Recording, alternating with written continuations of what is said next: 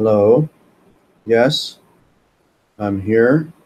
I can see the chat room clearly, and you have a question. Forgive me, straight out. I don't know how to answer questions.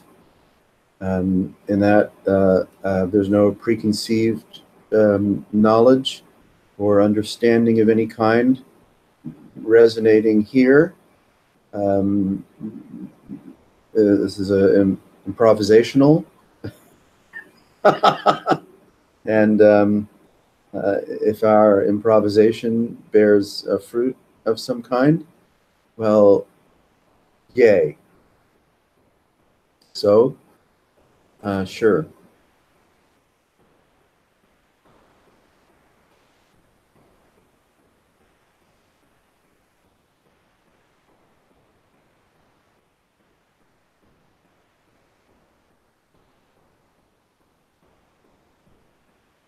And feel free to type it in small chunks if it's, needs more fleshing out.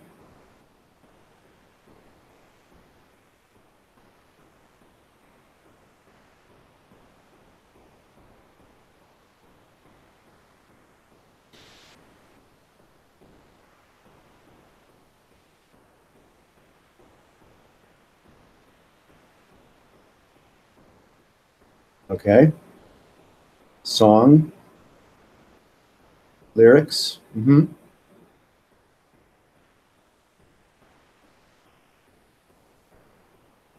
I hope it has a beat and you can dance to it. Yes. Cats in the Cradle. Uh-huh. Harry Chapin.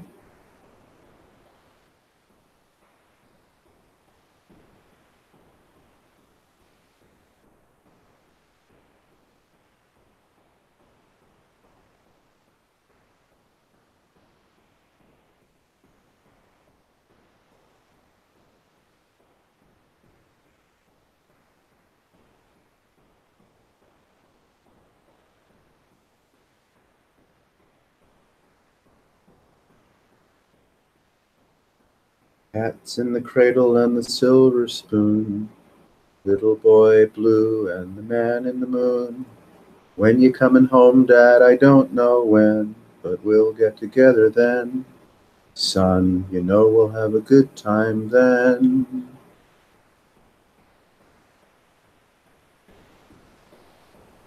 Yes, PGs.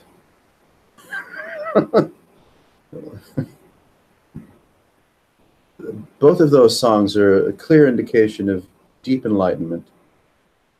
Yes.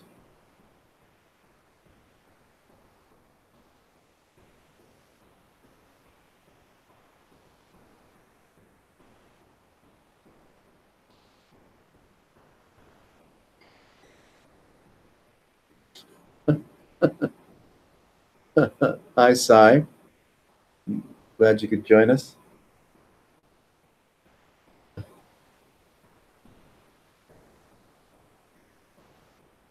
Good. The songs or the lyrics or their repetition brought you some clarity. Yes. Clarity, if I may. Clarity about what?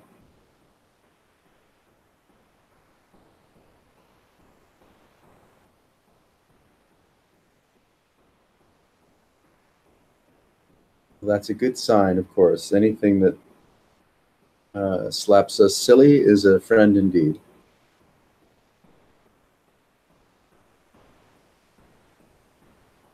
Well, you're not alone. You're not alone with that accusation.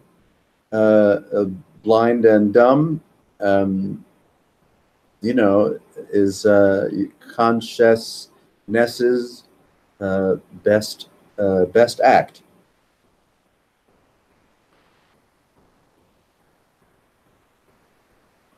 Right? The conceiving, objectifying, fetishizing mind that exudes authority and insistence on what it imagines it has found, I could call that certainly blind and dumb.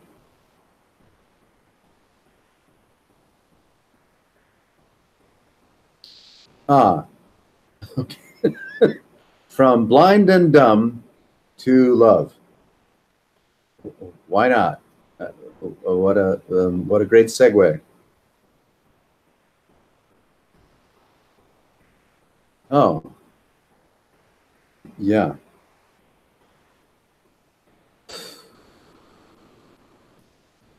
Love. Ugh. Love is of course, an evocative, wonderful, and uh, mm, disorienting phrase, um, because it can be used in so many ways. Yes, of course, as affection, as procreation, fondness, sensation.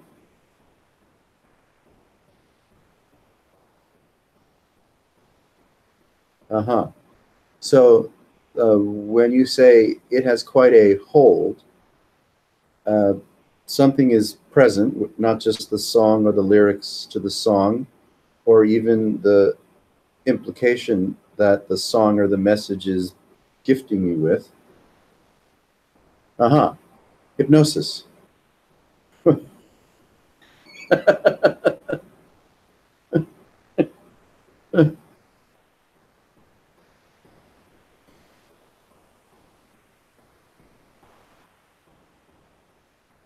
Uh-huh. The song is a hint, of course. All right, so what is it that has a hold? Hypnosis has a hold?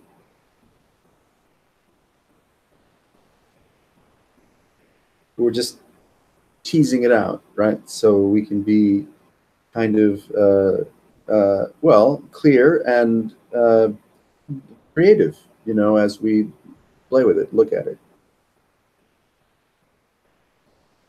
Oh, uh,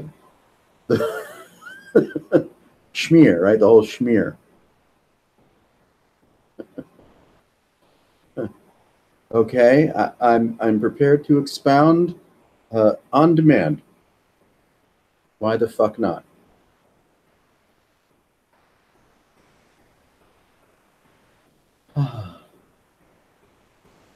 Well, it might be useful to create a line in the sand, and one that we can certainly cross over. On the one hand is the presence of experience. I know these things get a little silly, so you have to kind of tease them out a little bit. So what does the presence of experience suggest? Sentient vitality, sentient viability, aliveness, the movement or capacity of perception, the objects, which includes sensations and thoughts and everything pouring in through the sense plenums, the sense windows that suggest or imply objects appearing in perception. And then, of course, the emotive and or somatic and narration that accompanies presence and engagement or consideration, whether toying around with spiritual discovery or just being a basic secular Joe.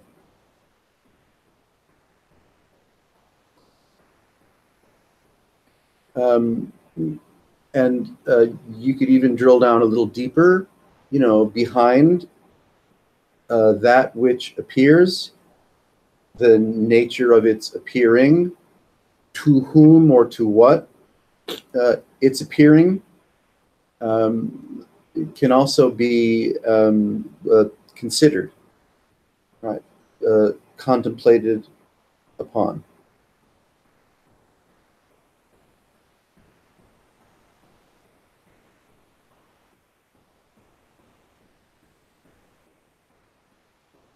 Now, it could be useful from a meditative bias or point of view to, what would you call it? Settle in, settle down, chill the fuck out. So that one is, you could say, resting or abiding, without being too serious about it. Abiding, resting, chilling out in a receptive manner.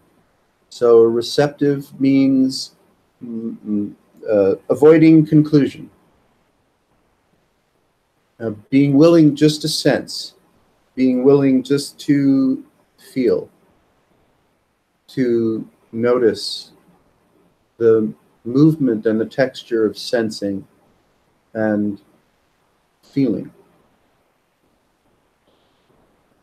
which of course may include, what arises in thought, as a question, as an impulse, as a conclusion, as a consideration, as something that is agreeable or disagreeable.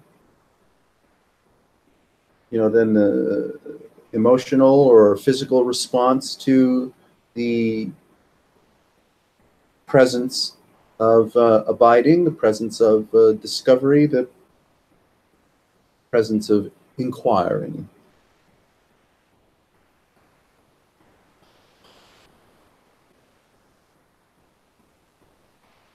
Now, as our attention shifts from assertion or agreement or disagreement or dismissal of any kind, then our attention actually takes notice of the qualities of non-directed attention.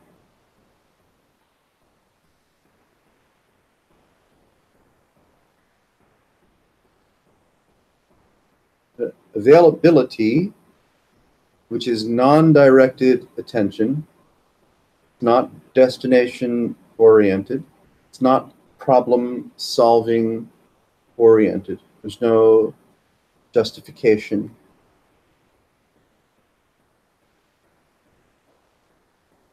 So attention senses the quality of availability,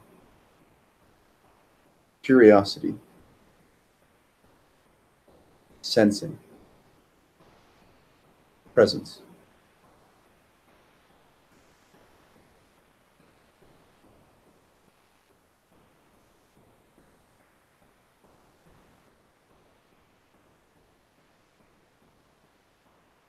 And with some, you could say, familiarity. You could use the word practice, of course. By discovering how it feels for attention to attend to itself or attend to availability. Then the push and pull of objects or philosophies, cosmologies, what's right and wrong with the world and my ideas of the world, these tendencies, distracting, you could say, tendencies, might become quiescent.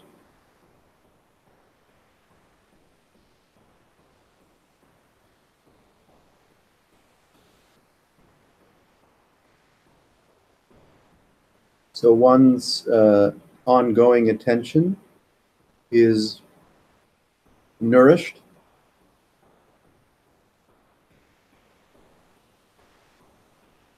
through simplicity,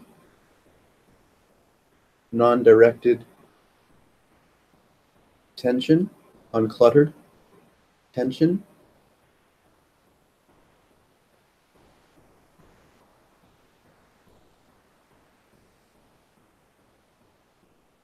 And there can be an easefulness or a relaxation from the inertia to grapple with thought stream, to grapple with narration, or to grapple with ideas.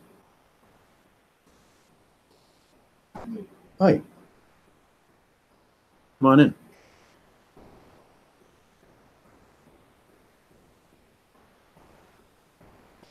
How's it going? Good to see you. I'm chatting with some friends online. Pull up a chair and we'll talk some. Okay, yeah, I'm hearing you.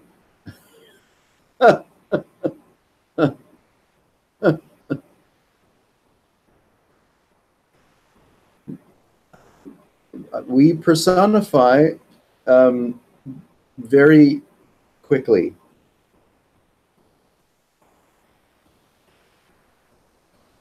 Through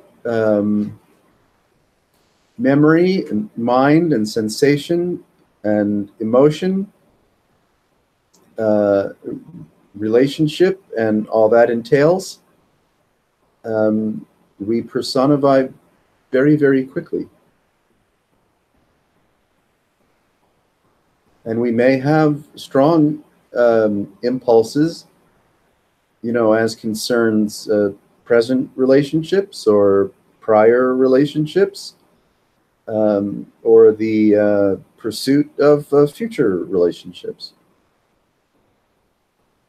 And what do they say? All is fair in love and war. So if those impulses are present, impulses to communicate, for emotional intimacy, for perhaps, you know, validation or the expression of affection, for frustration, well, have at it. You know, make the phone call, send the email, text, and fax.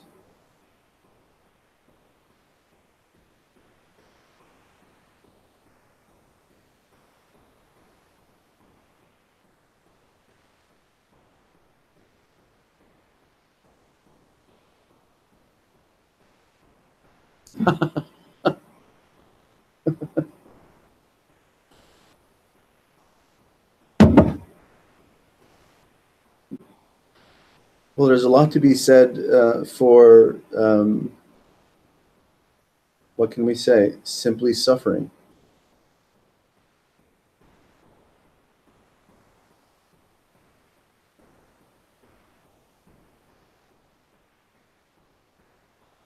Yeah. Sure, when there's affliction, emotional affliction, circumstantial affliction, we want to be, well, healed of it. We want it to be removed or expressed or ameliorated, justified perhaps.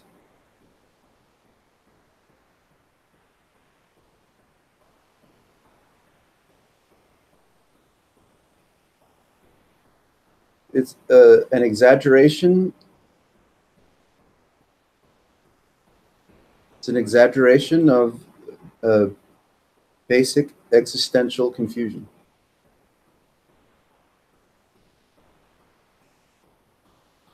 Yes, the nature of personification and our familiarity and clinging to it, our defense of it and justification, it can certainly be seen as an addiction.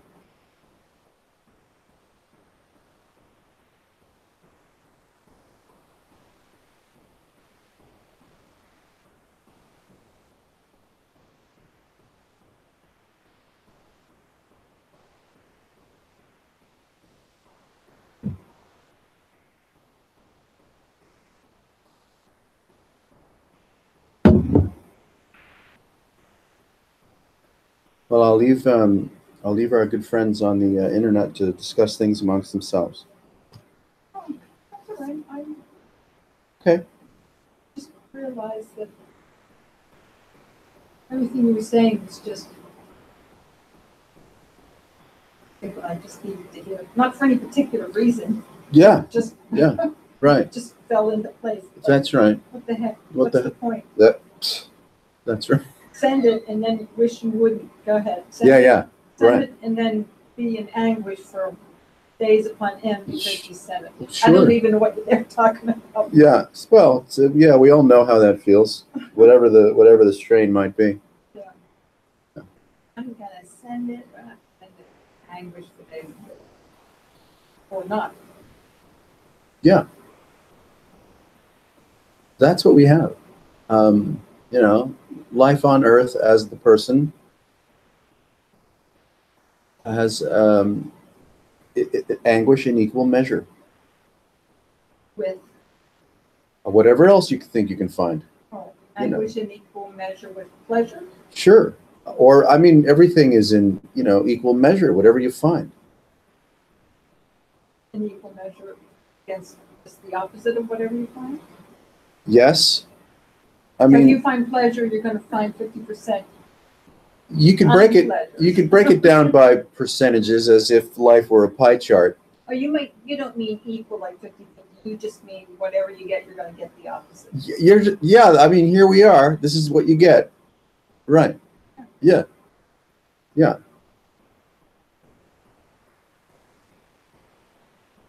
But come in tonight.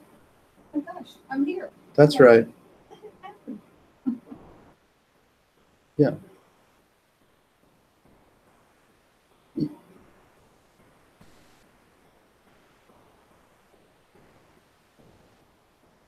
Let's say I'm considering or measuring somehow the quality of my life, whether over a span or today or this hour or whatever.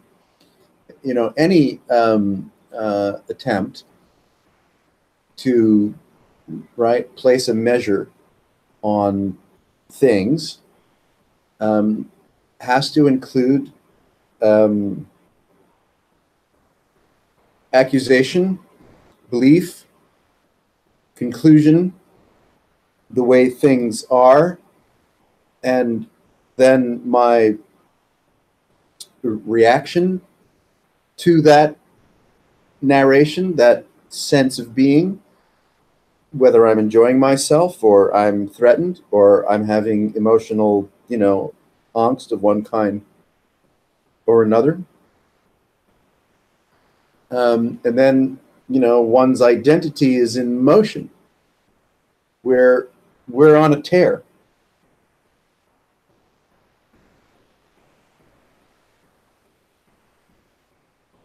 We feed, understandably so, no criticism intended. We feed the drama field of our own sense of entitlement, our own sense of self. Now, we may think we're doing it in many respects very practically, like if you're raising young children. You have to be heavy-handed from time to time to protect them from dangers they may not understand. So, in that way, we put our good sense to practical use. But a lot of the time, we put our powers of imagination, powers of demand, of need, want, and the frustration that accompanies all that, well, we don't put it to very good use.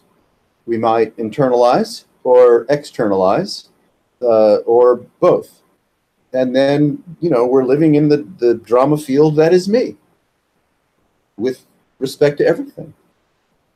My health, my family, who I'm with, who I'm not with, what I'm doing, what I'm not doing, how much I love or hate my job, whether I have or don't have enough money. I mean, it's endless. It's an incredible stream of imaginative power, imaginative creation.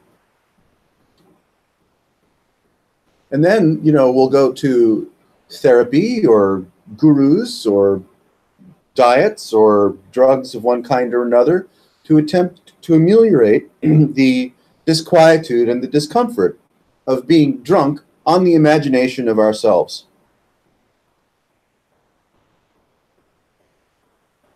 Now,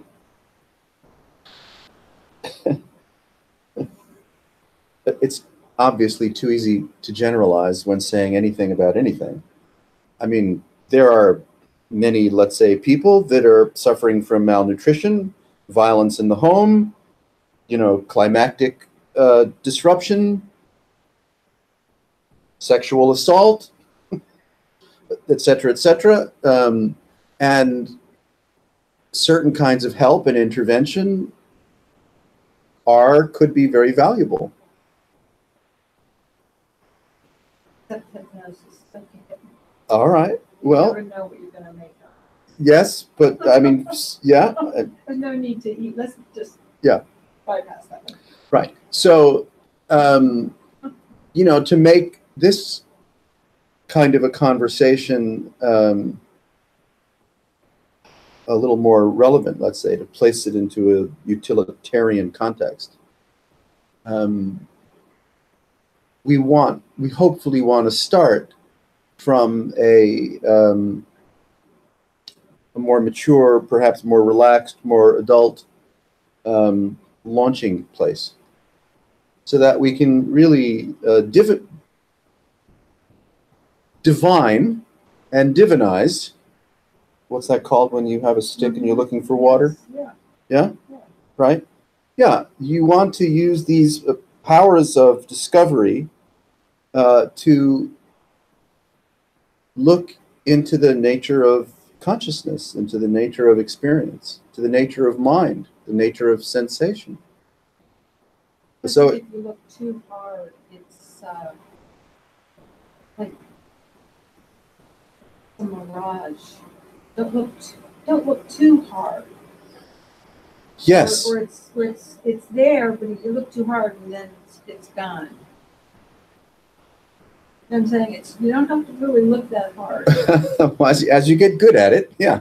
As you get a little more practiced with it, yeah, you learn how to dial in the right amount of energy, the right amount of effort, the correct quality of passion and dispassion. Yeah. Looking too hard could be a sign of, emotional bias. Looking too lightly could be another sign of emotional bias. So we benefit from a certain kind of easeful neutrality. If I'm dealing with strong emotional or circumstantial material, well, then, that understandably fills the space. So it's very difficult to be, easeful, neutral, affectionate in looking, because I have the pressure of circumstances and events that are, threatening me, that require some degree of solution or attention. Yeah, we don't want to encourage, dissociation as a remedy for, life's tribulations.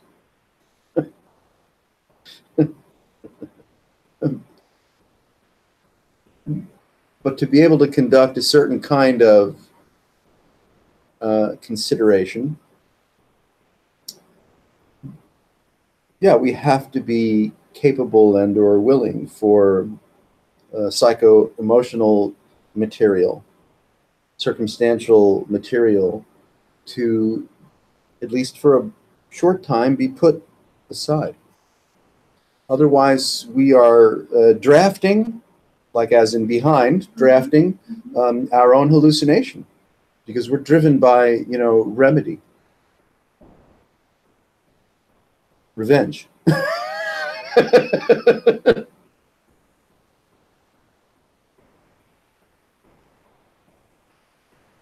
Just the physical proximity of other beings Oh, yeah. is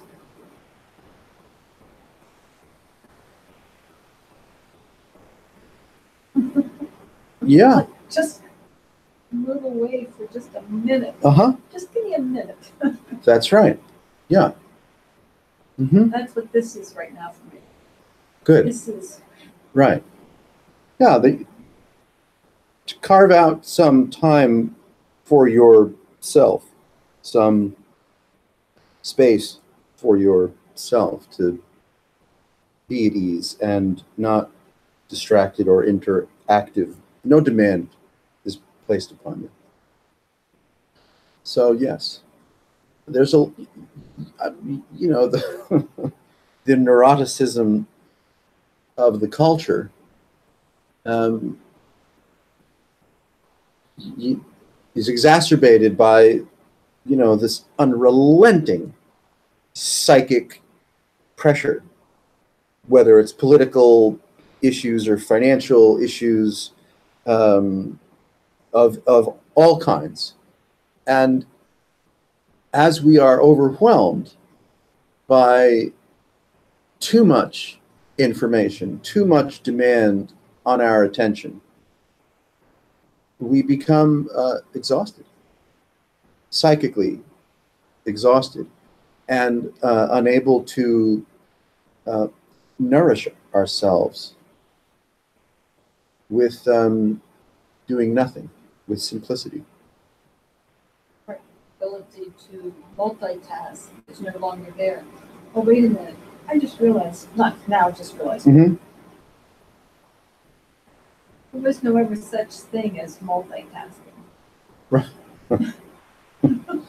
Right. Yeah, before they brought it up, I had no idea. Yeah, I said, oh, I was really good at multitasking. Oh, geez, all those years, guess what?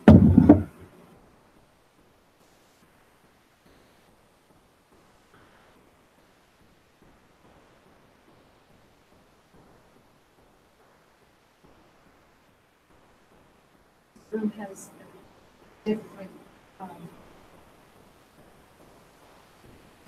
feel to it,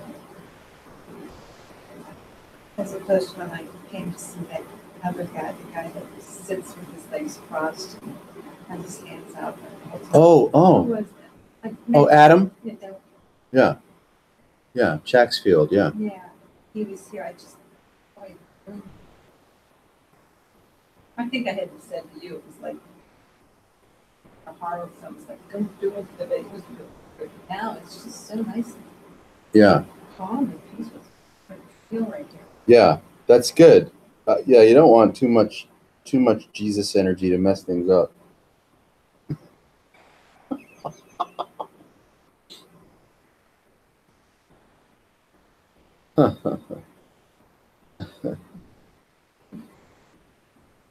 Well, I'm letting you guys talk as you will. If you want to draw me in to it, I'm happy to dive in. I just looked like you were taking care of each other.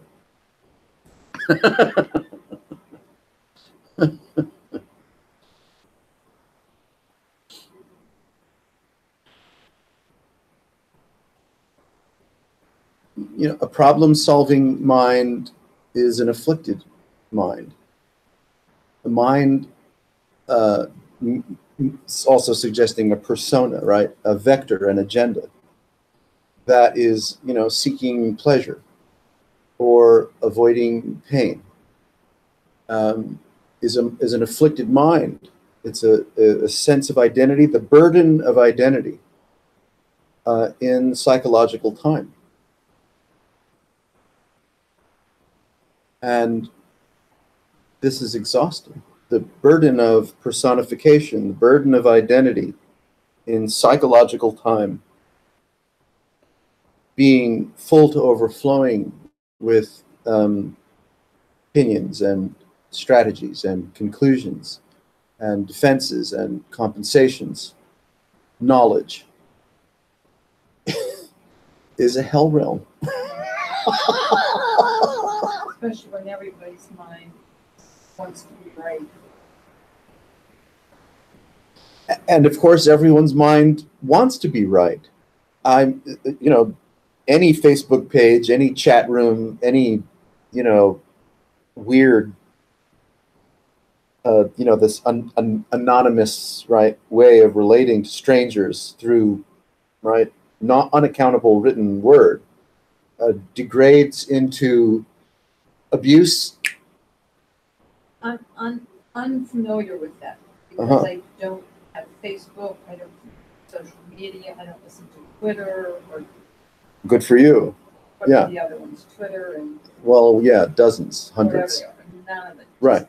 Even just coming home and turning the TV on for 5 seconds. Yeah. It's literally 5 seconds. Yeah. I mean, that's awful. Yeah. It's just, Yes. Yes. so I can't imagine.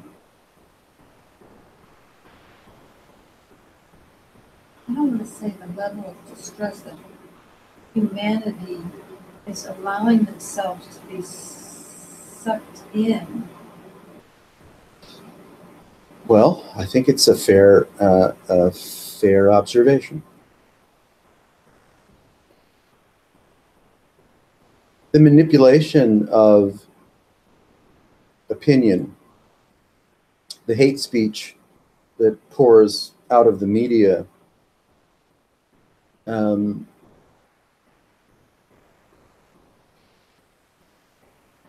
is heartbreaking. I wonder why do people get on Facebook and do this stuff or read it and then not that's a rhetorical question. Yes. Because if you knew, you'd have your shingle out front. But Yeah, not me. you think people would have had enough just.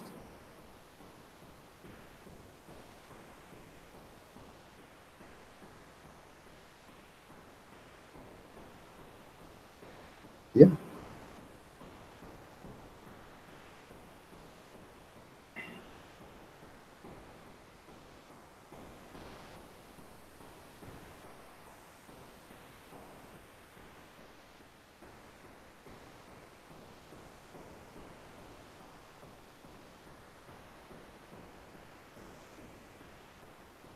So nice to have another being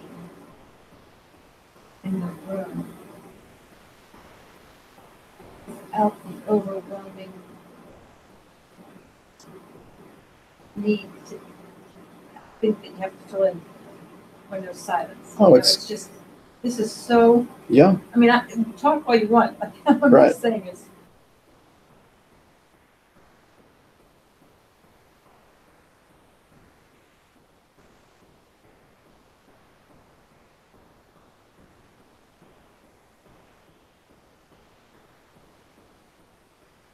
can you hear people there?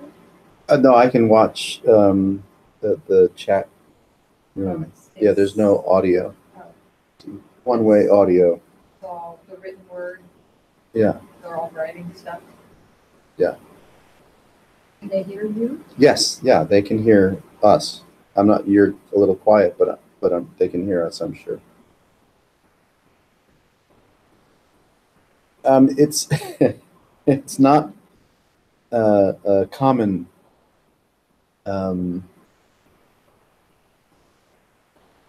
commonly cultivated in contemporary Western society for beings, humans, to enjoy each other's company without the pressure of having to validate or justify or conclude anything.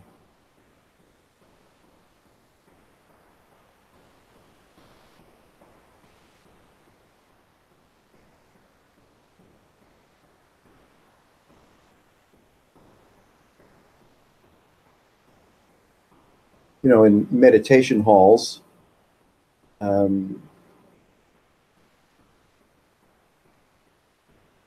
if you find a good one, there's a certain sweetness that can be present. But even then, sometimes there's, ritualistic pressure, recitation pressure. Um,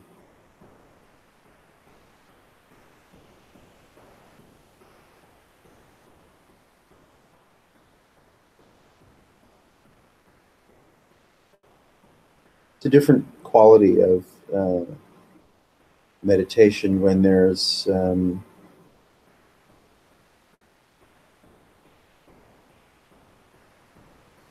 no liturgy.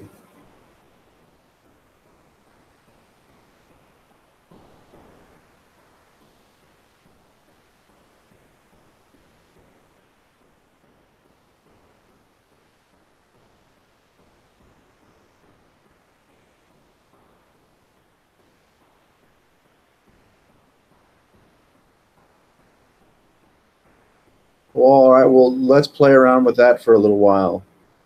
I'm in the grips of. I'm in the grips of an experience.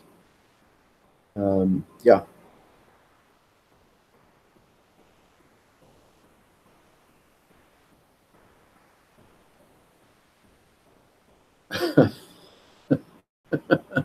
Well, not to be a horse's ass, but to be a horse's ass.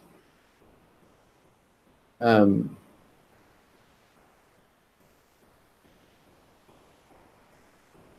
Same level of habit or addiction or familiarity, behaviorally and otherwise, um, has always been present, not just with you and your 45-year-long relationship, but with any of us. So we're somewhat conveniently looking at the shock of a breakup, the shock of a cessation in a long standing relationship with more experience than anyone, you know, has room for. And then the recoil from the shock of the loss of the continuity of that relationship as being, a particular event.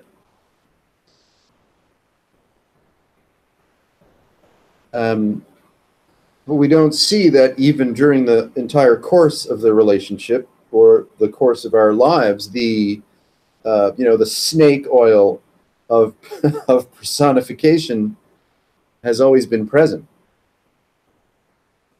in the naive, call it, lustful parts of the relationship early on, and in the maturing processes of work, of home ownership, of raising children, of the magnificent stage play that life presents us with. Even during all that, the personification is present, right? Ideation is present, and negotiating with another human being and with oneself and with one's emotional capacities or codependent capacities is present the whole time, but we don't necessarily look at those while the relationship is going on and say, what am I doing?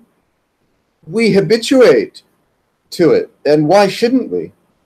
So it only becomes, a kind of a big shockwave if the relationship, when a relationship is, let's say, suddenly, perhaps without warning, severed.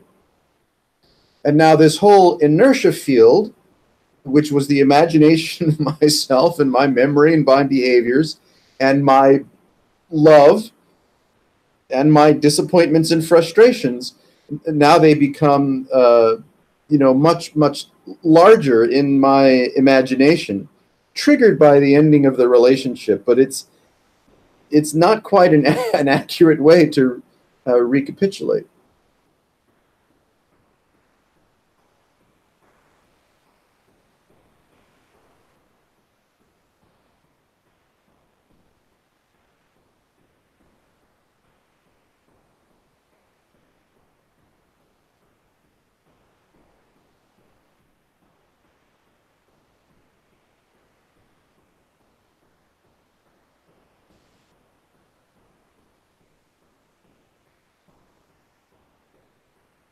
sensations arise and memories arise, like and dislike arises, change in rhythm, change in physical location. Yeah, these are for sure, you know, um, shock waves in the psyche. And yeah, they do seem to require um, a high standard of self-care to cope with, to navigate.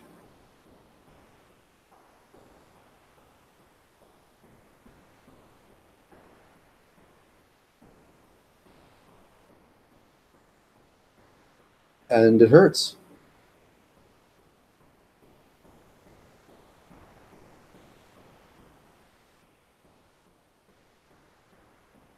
Maybe it's just that simple.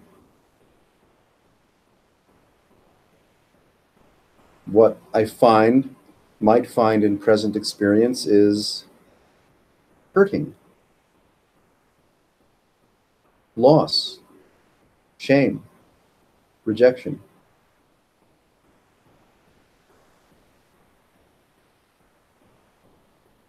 anger, fear, retribution.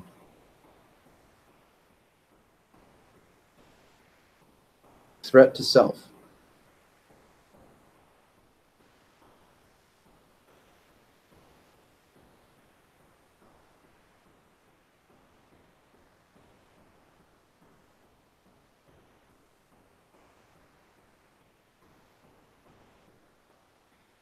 It may not be that useful to simply accuse myself of telling stories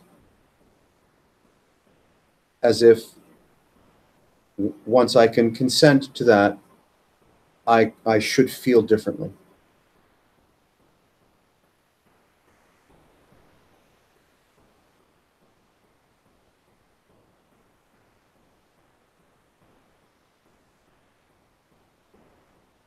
Absolutely. The strength of these ways of being, rhythms of being, and the disruption of these ways of being and the response to it is not just mental or emotional or narrative. It's absolutely somatic and has the same um, formidability as any substance addiction.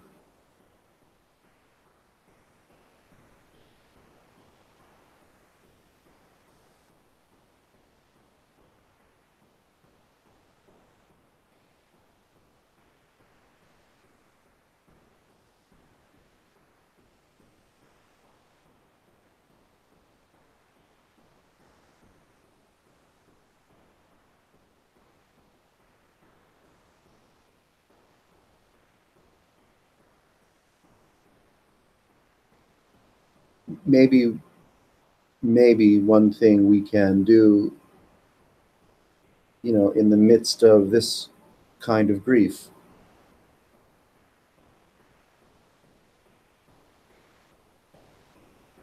is just let it hurt.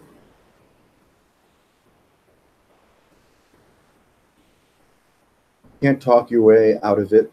You can't talk your way into it. We don't have any control over it.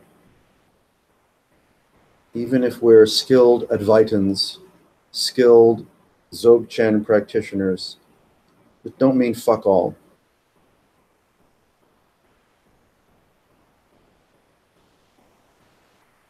We hurt. Grief hurts. Abandonment hurts. Betrayal hurts. Jealousy hurts. Hurts a lot. And even more than that.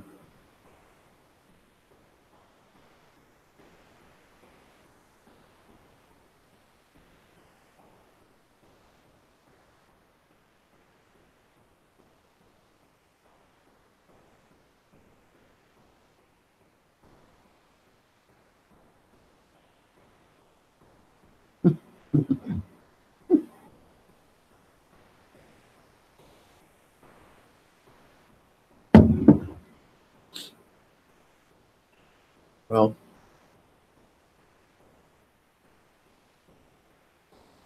gotcha. Anger's a little easier to deal with than sad. Maybe.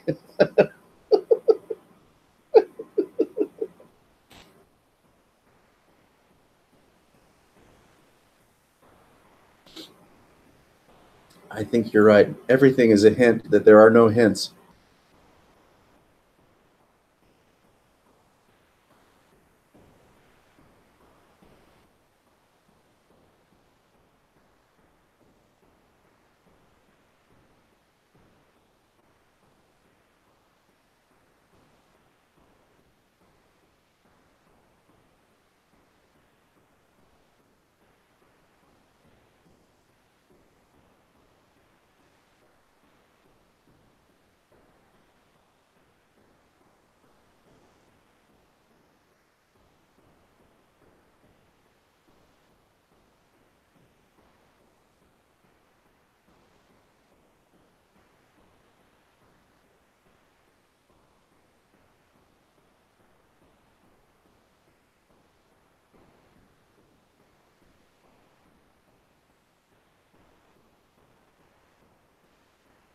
It's not like there's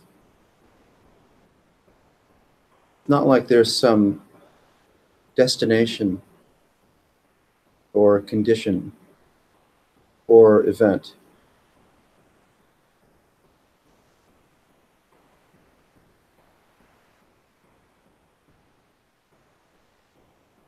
Or that what appears is a hint, but that it has some meaning, or that there's an elusive revelation that you haven't put your finger on yet.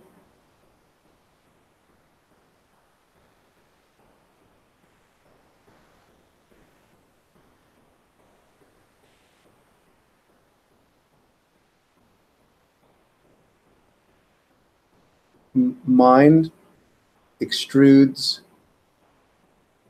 presence.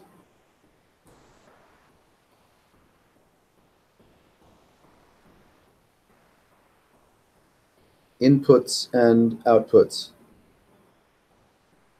Symptoms and implication. Why is something so? What is its meaning? What is it trying to tell me? What should I do differently or better?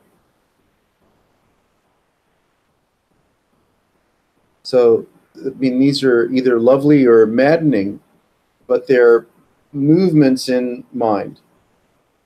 They're movements in, the generous fantasy of personification.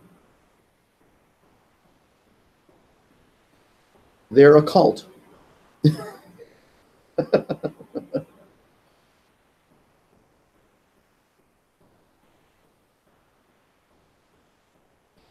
As long as we're anthropomorphizing what appears as present experience, then we're extruding, right? We're agreeing, if you will, to be time bound.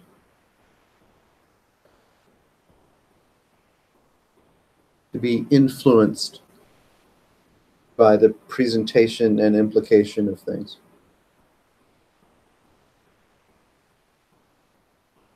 And as long as we are influenced by the presentation, personification, and implication of things, there's going to be distortion. And with that distortion, all manner of suffering.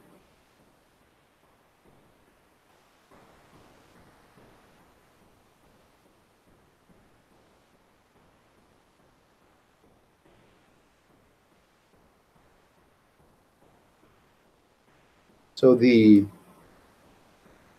art of the yoga, since we can call it that,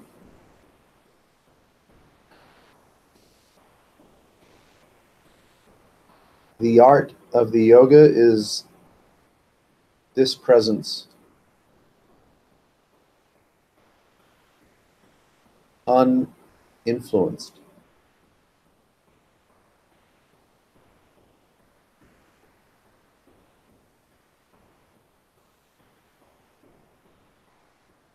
No conclusions, no strategies, no explanations.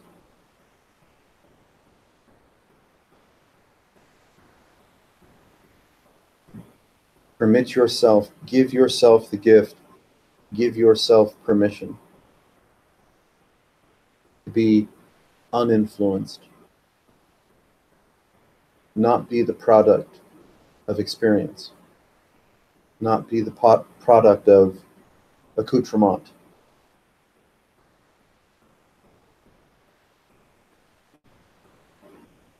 That's the gift. Be willing, respond to the invitation.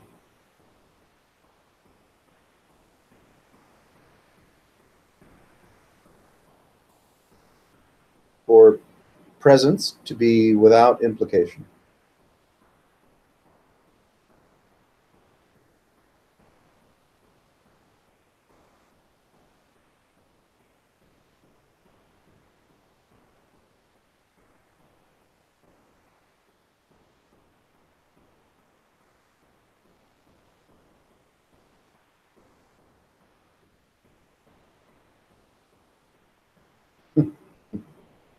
I hear you.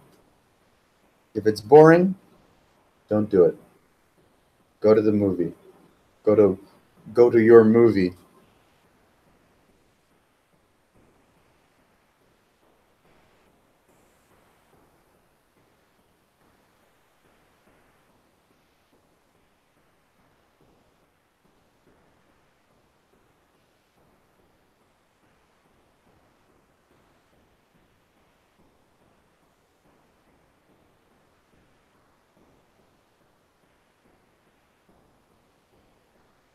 Apparent continuity is on tap.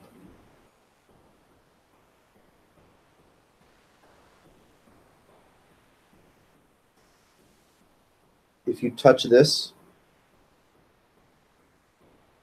meaning, attention, and interest has animated a kernel, an artifact of experience. If you touch this, it will touch you back. And that is the movement of apparent continuity.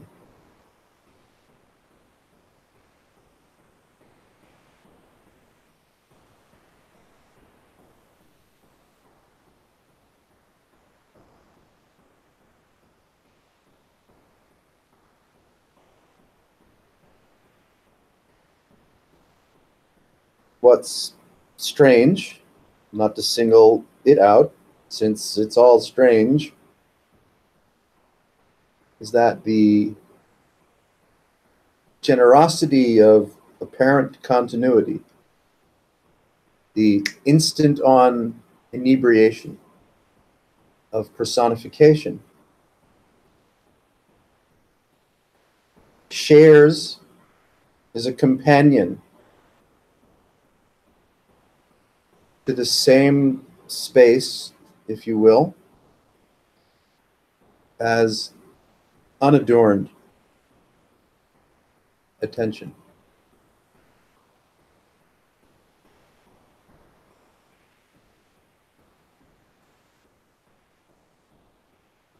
So both are at hand.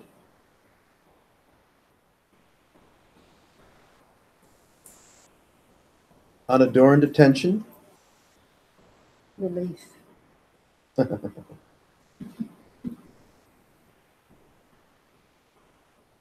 And the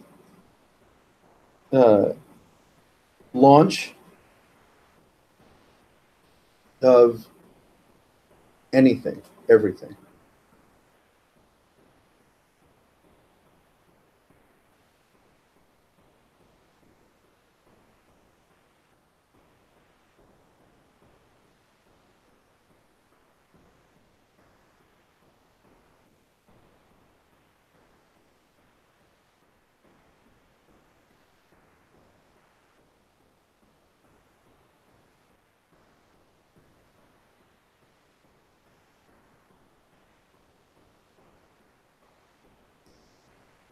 if we find ourselves sipping from the fountain of implication, of experiencing,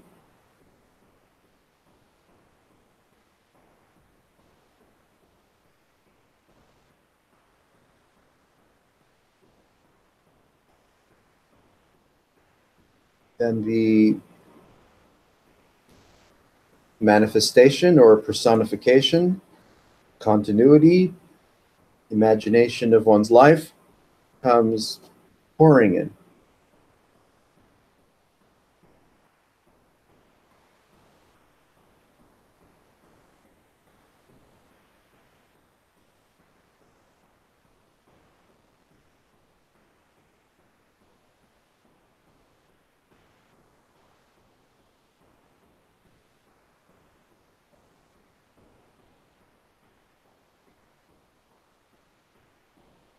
It is possible, let's say, might be possible to discover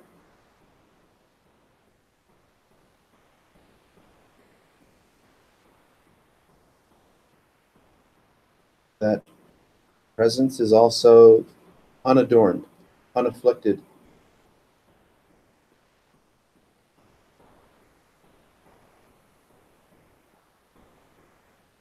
We take our mouth off of the tap of personification and apparent continuity.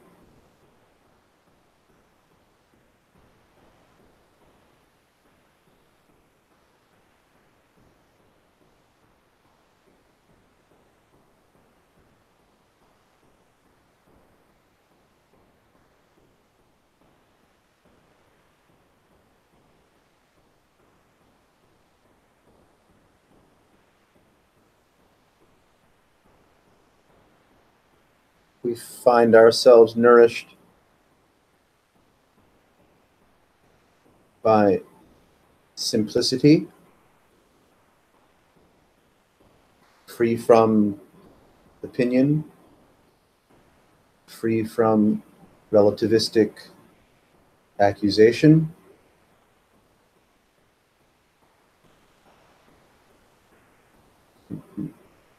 Maybe we spend a little time, a little quality time here, there.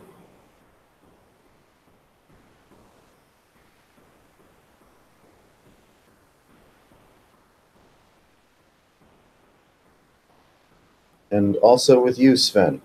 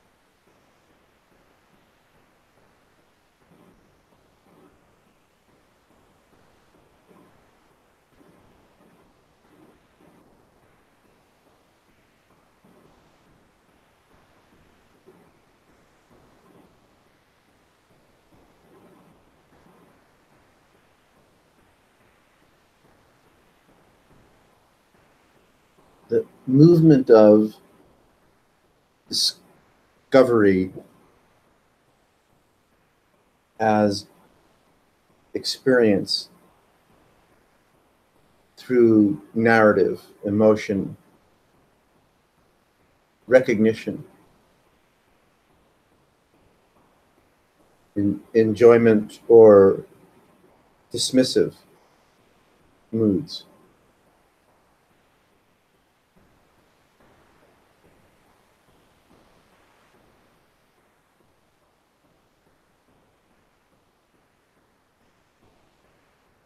Anthropomorphizes the field.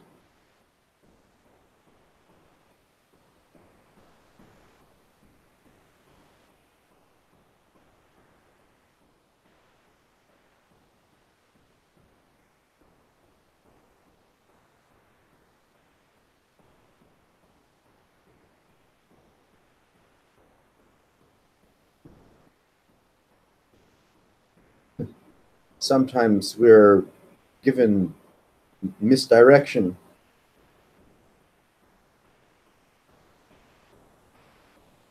As if meditation or practice can be a means to become present.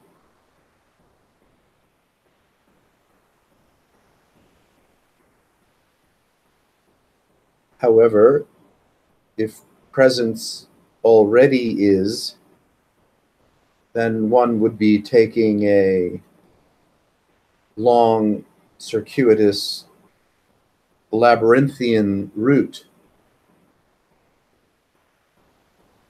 back to what already is.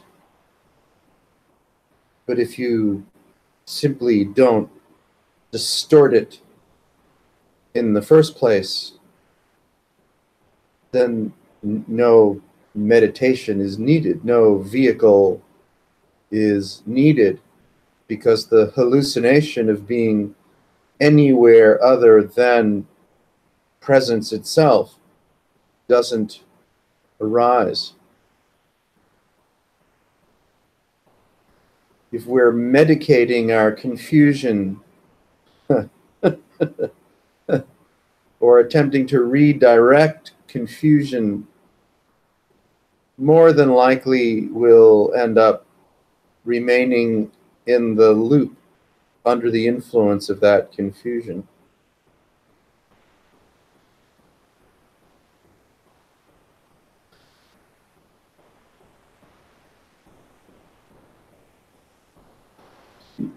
Mind is very seductive. Its favorite game is to tell you, meaning to tell itself, that there's something that it needs to do something about. That is the, you could say, the seed of personification. Consciousness has found an object, an event, a circumstance, a sensation, threat of any kind, and now there's something that you need to do something about. Then the guru comes along and says, well, maybe you'd be better off becoming present.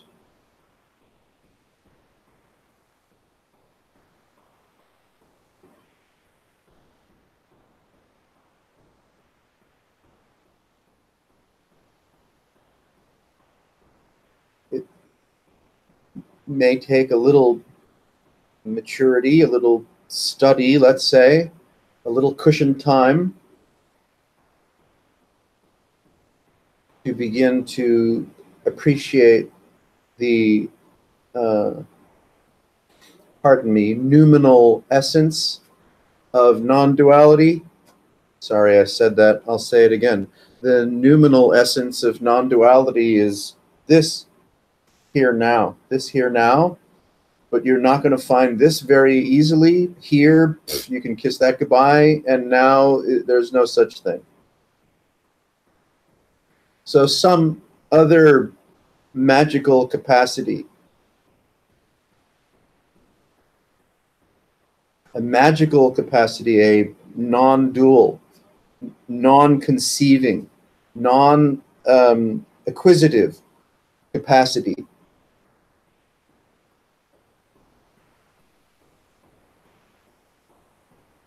Discovers self-essence, being,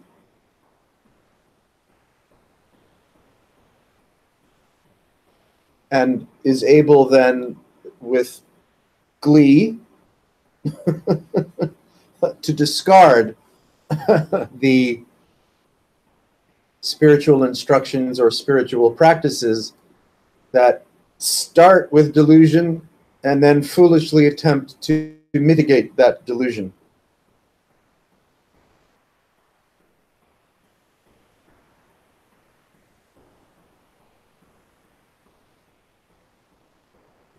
Now, we could say that this discovery, which is not easy to articulate because language and words suggest, right, an object and an implication and a thing and, you know, temporal continuity, but there is none of that. Yes, thought upon thought upon thought. So prior to launch,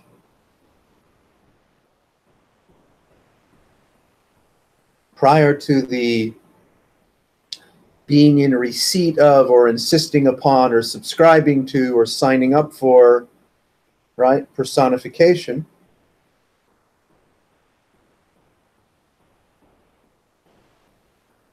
there's whatever this is. And fuck if I know what it is. I don't.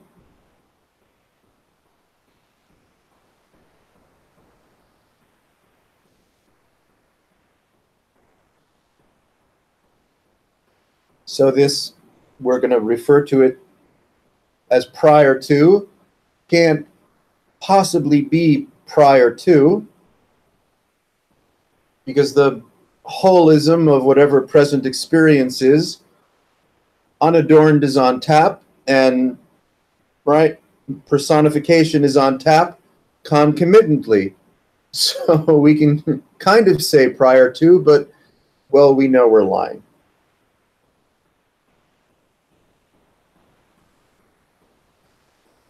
And yes, as we get a feel for it and we can use language, let's say more playfully, we can absolutely, abiding is prior to.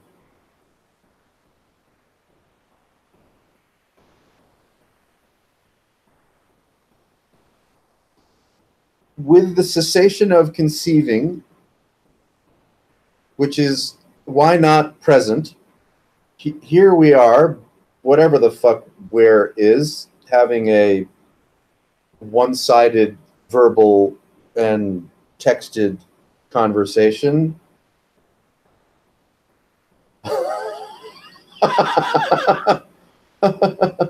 Even in the midst of the communication medium, we needn't be under the influence of conceiving.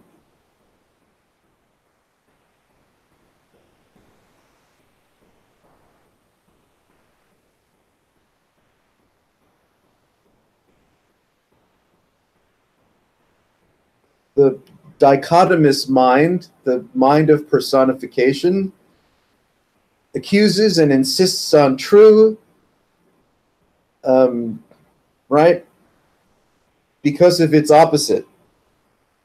So it relies on, you know, contentious, argumentative presumption to solicit or communicate what might be true or untrue. And that is the business of conceiving. Why not?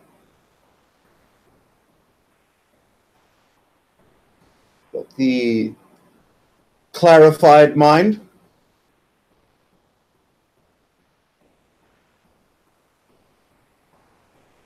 does not rely upon conceiving.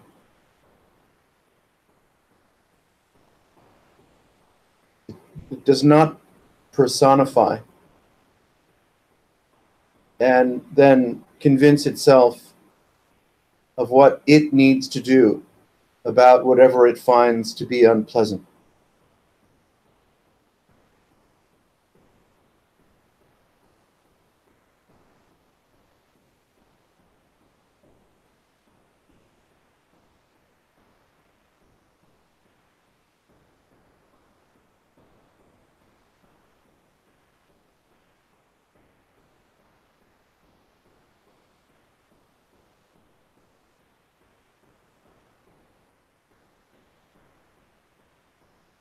This doesn't mean, you should be able to walk on water. You're probably better off drowning anyway.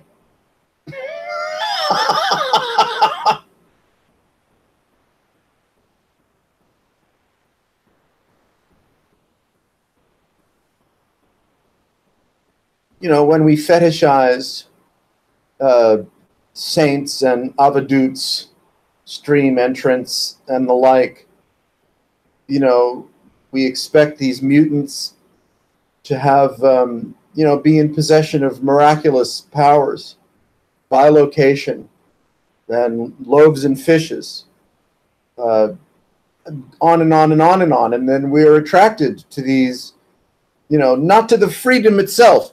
We're not attracted to the freedom itself. We're attracted to the symptoms and physics bending demonstrations of the mutant.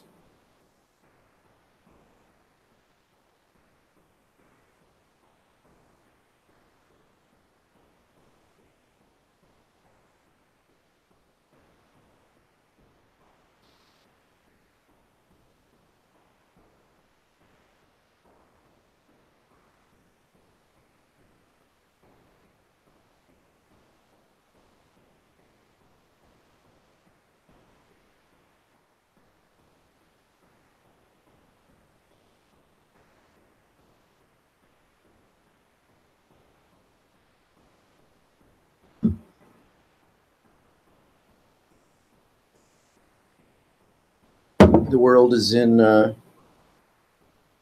whatever chaos it may be in. Thanks to our agreements and disagreements and blind loyalty to mutantism.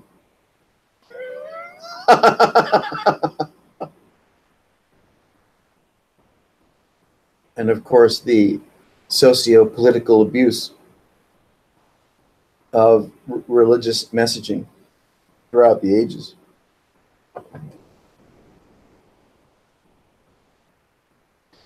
The hate speech of we, they.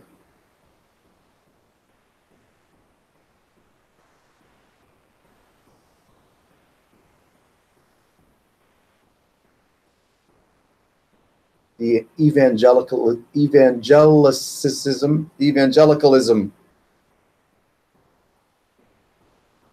of political discourse.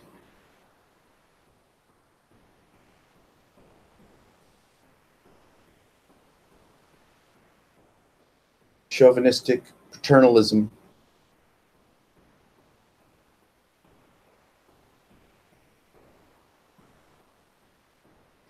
Consumes the biosphere.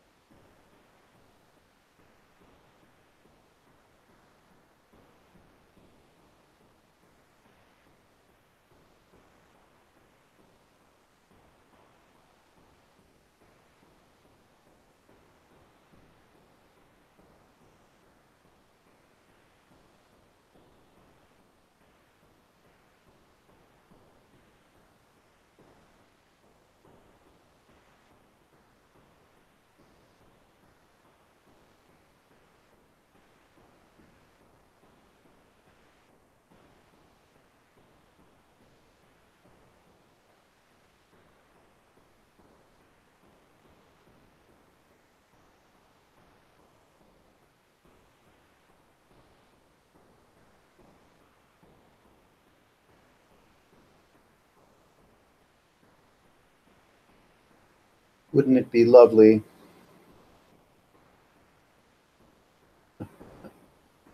wouldn't it be strange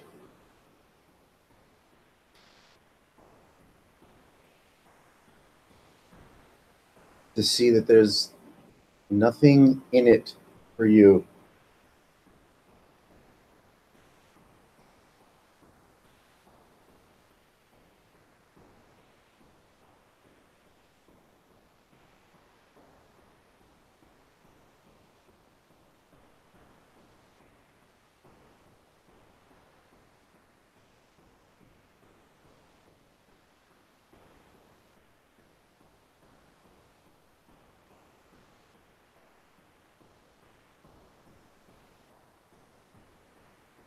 A gift of existential relaxation,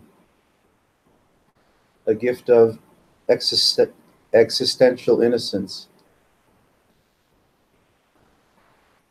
so deep and so simply present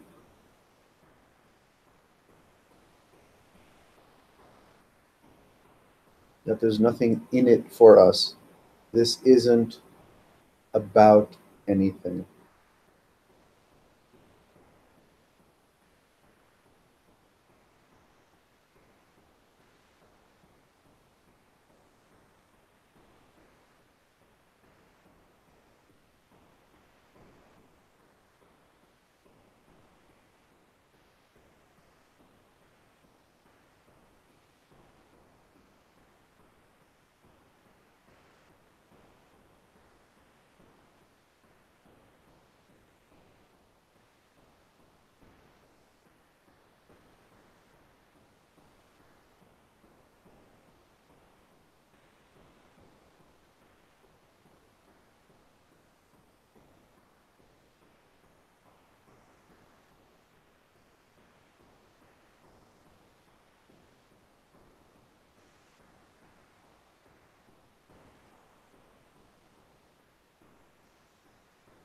To be released from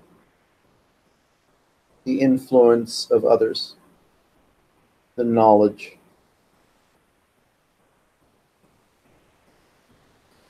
their spiritual and religious hubris,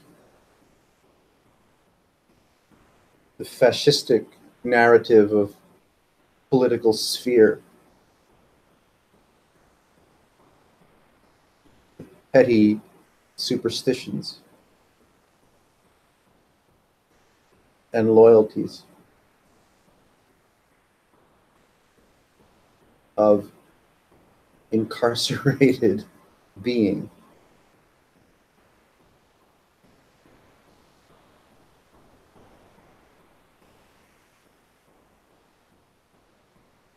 To be able to discover an innate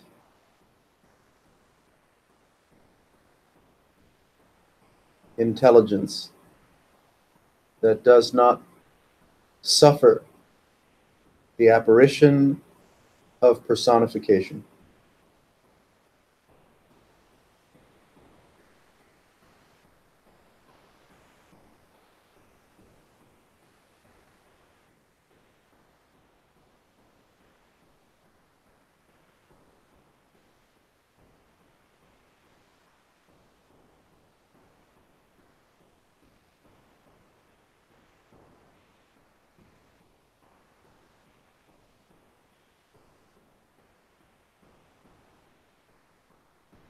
I think those Dzogchen boys and girls refer to it as the great perfection.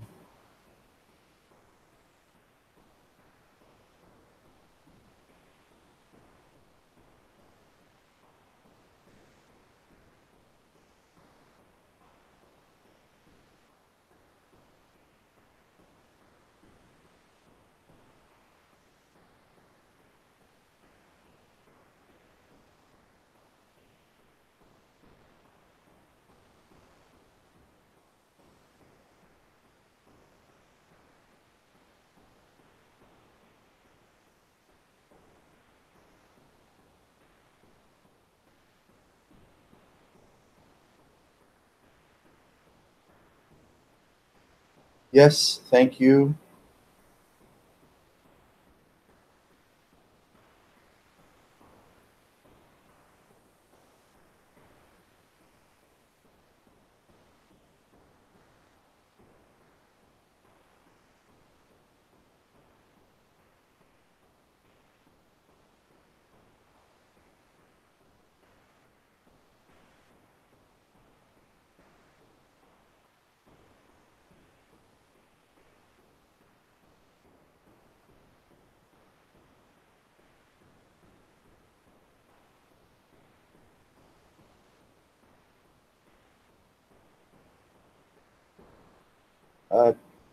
Appreciate everyone being here this evening. Your enthusiasm.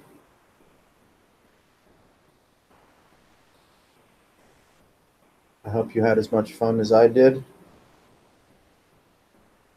We'll see you at the next one.